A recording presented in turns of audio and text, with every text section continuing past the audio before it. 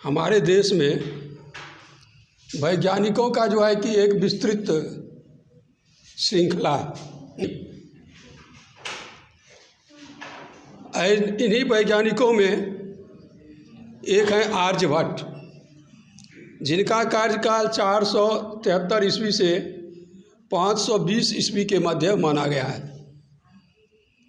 आज हम लोग एकादश पाठ में श्रीमान आर्यभट्ट जी को ही पढ़ेंगे। को न जानाति अस्मिन् जगति तले आर्यभट्टस्य नाम एषा भारतस्य प्रसिद्धः गणितज्ञः महान खगोलवेत्ता च आसीत्। कहा जाता है कि इस संसार में, जगति तले अस्मिन् संसारे, इस संसार में कौन नहीं आर्यभट्ट के नाम को जानता है। यानी कि आर्यभट्ट के नाम को सभी जानते हैं। ऐसा भारतस्य प्रसिद्ध गणितज्ञः महान खगोलवेत्ता च आसीत्। प्रसिद्ध गणितज्ञ, भारत के ये प्रसिद्ध गणितज्ञ थे। गणितज्ञ मतलब जो गणित को जानते हैं, गणित की जो है कि गणित का ज्ञान रखने वाला गणितज्ञ। और खगोलवेत्ता, खगोलवेत्ता मतलब खगोल यानी जो आकाश के जो अध्ययन करते हैं, वायुमंडल के। तो ये जो है कि महान खगोलवेत्ता थे और गणितज्ञ थे। अस्य महाभागस्य जन्म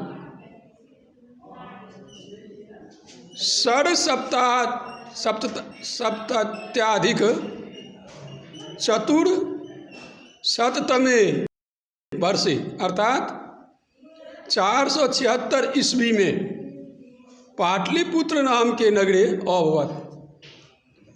इन महाभाग का नाम जन्म जो है 476 ईस्वी में पाटलिपुत्र नामक नगर में हुआ था। वर्तुलाकारम ऐसा धरणी स्व अक्षेषु परिभ्रमति सूर्यस्य परिक्रमाम च करोति। कहता है कि वर्तुलाकारम ऐसा धरणी, वर्तुलाकारम मतलब गोल, गोल गोल गोल आकार की यह धरती स्व अक्षेषु अपने अक्ष पर, अपने अक्षों में क्या करता है, अक्षों पे परिभ्रमति घूमते हुए। यहाँ क्या है कि परि जोर भ्रम जोर सत्री, लगातार क्रिया जो होती है, करते हुए, खाते हुए, जाते हुए, देखते हुए, इसमें जो है सत्री और सानस का प्रयोग होता है। तो सत्री का प्रयोग होता है जिस क्रिया में उपसर्ग नहीं लगा होता है ना। और नहीं, सत्री का प्रयोग होता है परस्मै पदी धातु में, और सानस का प्रयोग होता है आत्मनेपदी धातु में। तो परिभ्रमति, परि जो भ्रम, इसमें है कि सत्री प्रत्यय लगा है, तो परिभ्रमति यानी घूमते हुए। कहता है कि यह जो वर्तुलाकार धरती है, यह जो गोल धरती है, ये अपनी अक्षों पर घूमते हुए क्या करती है, सूर्य से परिक्रमा च करोति, सूर्य की परिक्रमा भी करती है। परिक्रमा मतलब उसके चारों ओर घूमती है। इत्यस्य सिद्धांत से जन्मदाता आर्यभट्ट एव। इस सिद्धांत का जो है कि जन्मदाता कौन थे, आर्यभट्ट ही थे। सह ग्रहण विषय वैज्ञानिकी विवेचना अकरो। ग्रहण के विषय में भी हुआ जो है कि वैज्ञानिक विवेचना की है। पहले हम लोग क्या जानते थे कि ग्रहण जो लगता है वह राहु और केतु नामक जो दैत्य है, राक्षस है, असुर है, वह सूर्य को क्या करता है, पकड़ने जाता है, चंद्रमा को पकड़ने जाता है। परिणाम स्वरूप क्या था कि वो भाग जाते हैं, इसी से ग्रहण लग जाता है। इसलिए हम लोग गंगा स्नान, दान पुण्य आदि करते थे। लेकिन आर्यभट्ट का कहना है कि नहीं, ऐसी बात नहीं है। ये जो ग्रहण लगता है, चाहे सूर्य ग्रहण हो या चंद्र ग्रहण, यह क्या होता है कि इसके एक वैज्ञानिक कारण है। क्या वैज्ञानिक कारण है? तो कहता है कि ग्रहणस्य कारकम राहु न तस्य स्पष्ट मतम आसीत। ये जो ग्रहण का कारण राहु मानते हैं, केतु मानते हैं, वो नहीं है। तो इनका स्पष्ट मत क्या था कि यदा पृथिव्या छाया चंद्रस्य उपरि आपतति तदा एव ग्रहणम भवति।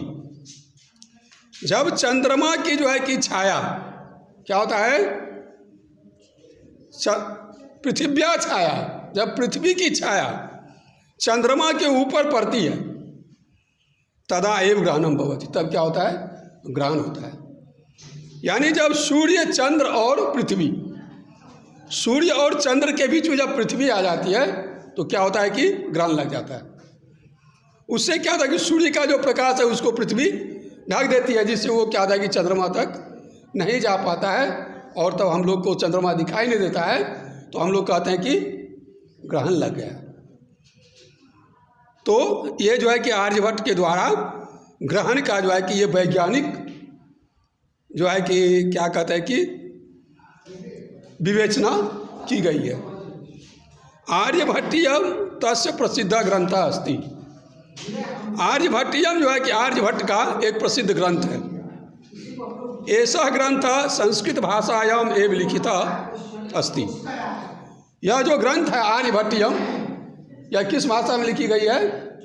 संस्कृत भाषा में ही लिखी हुई है।